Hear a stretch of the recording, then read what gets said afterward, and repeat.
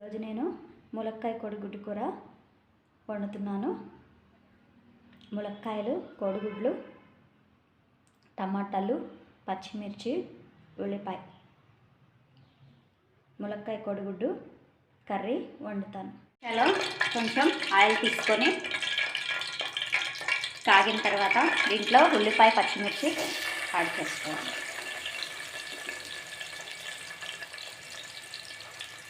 చేసుకోవాలి. ఉల్లిపాయ, పచ్చిమిర్చి, తాలింపు గింజలు యాడ్ చేసుకోవాలి. ఇప్పుడు దీంట్లో సన్నగా తరిగిన టమాటాలు యాడ్ చేసుకోవాలి.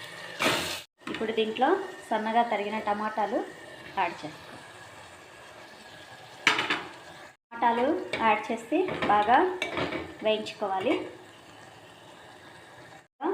కొంచెం పసుపు యాడ్ చేస్తాం.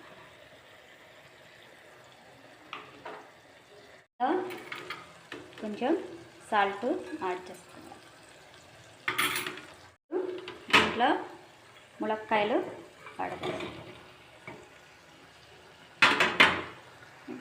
దీంట్లో కొంచెం వాటర్ యాడ్ చేసుకోవాలి. ఉడికించుకోవాలి ములక్కాయలు. ఇప్పుడు కొంచెం కారం యాడ్ చేసుకోవాలి. ఇప్పుడు దీంట్లో ఉడికించుకున్న కోడిగుడ్లు యాడ్ చేసుకోవాలి.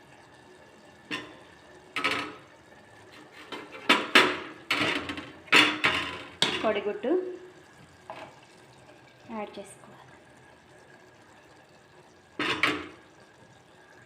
ములక్కాయ కోడిగుడ్డు కూర తయారైంది. స్టవ్ ఆఫ్ చేసుకోవాలి. సర్వ్ చేసుకోవడమే. ఇది ఈరోజు నేను తయారు చేసిన ములక్కాయ కోడిగుడ్డు కర్రీ. చాలా బాగుంటుంది.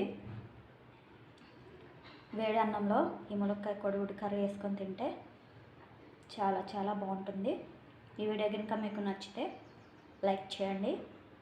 నా ఛానల్ని సబ్స్క్రైబ్ చేయండి. Thanks for watching.